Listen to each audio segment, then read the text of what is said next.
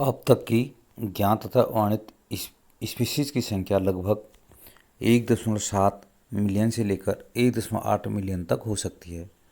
हम इसे जैव विविधता अथवा पृथ्वी पर स्थित जीवों की संख्या कहते हैं। हमें यह रखना चाहिए कि जैसे जैसे हम नए तथा यहाँ तक कि पुराने क्षेत्रों की खोज करते हैं तो हमें नए नए जीवों का पता लगता रहता है।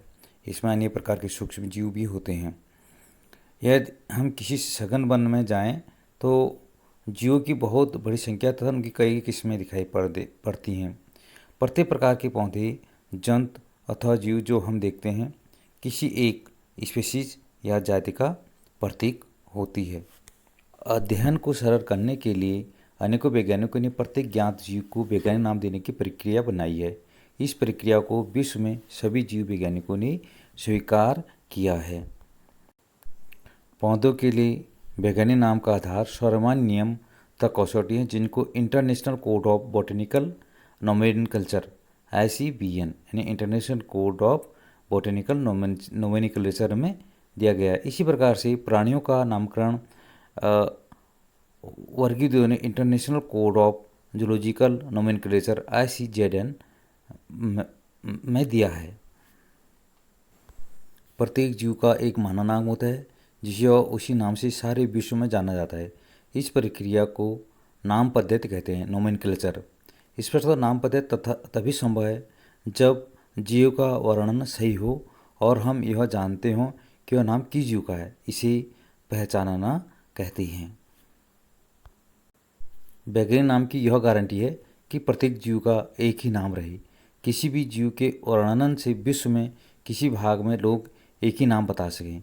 वे यह भी सुनिश्चित करते हैं कि एक ही नाम किसी दूसरे ज्ञात जीव का ना हो। जैसे आम का नाम है तो मैंजीफेरा इंडिका नाम से कहीं भी पूछेंगे तो आम ही का नाम होगा। इस प्रकार आदमी का नाम है होमो सेपियंस, तो विश्व में कहीं भी होमो सेपियंस या वैज्ञानिक कहेंगे तो मनुष्य का नाम ही होगा। भले कहीं आदमी, मैन, ये चीज़ अलग अलग होंगे, अन्य भाषा में अलग अलग कहा जाएगा।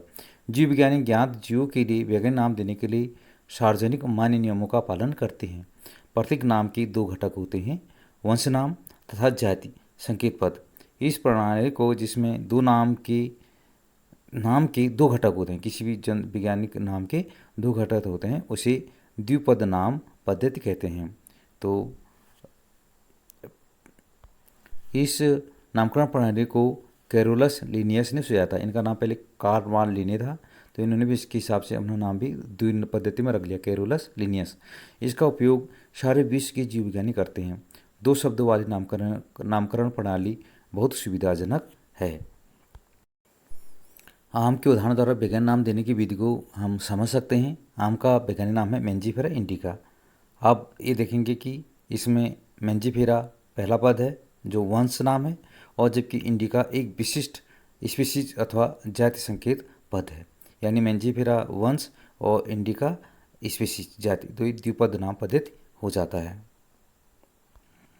अब हम जानते हैं नामकरण पद्धति के नियम, यानी नाम पद्धति के जो अन्य नियम हैं वो नंबर 1, जैविक नाम प्रायः लैटिन भाषा में होते हैं और तिरछे अक्षरों में लिखे जाते हैं। इनका उद्भव चाहे कहीं से भी हुआ हो, इन्हें लैटिनीकरण अथवा इन्हें लैटिन भाषा का व्युत्पन्न ही समझा जाता है। यानी किसी भाषा में हो इनका नाम, लेकिन हम इनको मानते हैं कि लैटिन भाषा ही है। जैविक नाम में पहला शब्द वंश नाम होता है, और जबकि दूसरा शब्द जाति संकेत पद होता है। यानी पहला नाम जीनस या वंश और दूसरा शब्द जो है वह स्पेसीज जाति का होता है। जैसे राना टिग्रिना मेढक का नाम है, इंडियन मेढक का राना वंश है, टिग्रिना जाति का नाम है। जैविक नाम को जब हाथ से लिखते हैं तब दोनों शब्दों को अलग अलग रेखांकित अथवा छपाई में तिरछा लिखना चाहिए। यह रेखांकन उनके लैटिन उद्भव को दिखाता है। यानी जब हम हाथ से लिखेंगे तो उन्हें अंडरलाइन कर लेंगे और वैज्ञानिक नाम को, और जब छपाई में लिखेंगे तो उसे तिरछा लिखते हैं। पहला अक्षर जो वंश नाम को बताता है वह बड़े अक्षर में होना चाहिए, कैपिटल लेटर में इंग्लिश के, जबकि जाति संकेत पद में छोटा अक्षर होना चाहिए। मैंजीफेरा इंडिका के उदाहरण से हम इसकी व्याख्या कर सकते हैं। जाति संकेत पद की बात अर्थात जैविक नाम के अंत में लेखक का नाम लिखते हैं और इसे संक्षेप में लिखा जाता है। उदाहरण मैंजीफेरा इंडिका लिन, LIN लिन। इसका अर्थ है सबसे पहले इस स्पीशीज का वर्णन लिनियस ने किया था।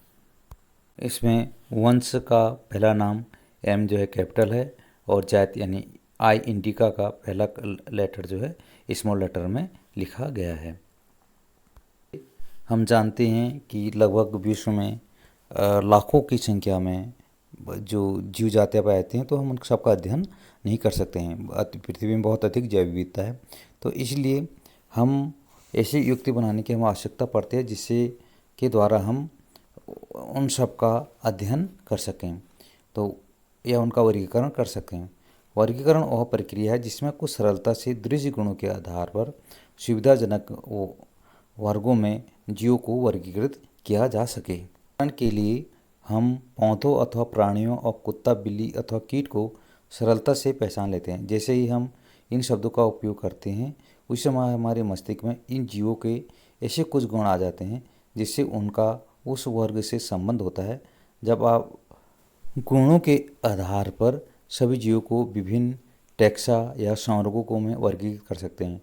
गुण जैसे प्रकार, रचना, कोशिका की रचना, विकासी प्रक्रम तथा जीव की पारिस्थितिक सूचनाएं इसमें आवश्यक होते हैं और इन्हें हम आधुनिक वर्गीकरण अध्ययन के आधार के रूप में मानते हैं।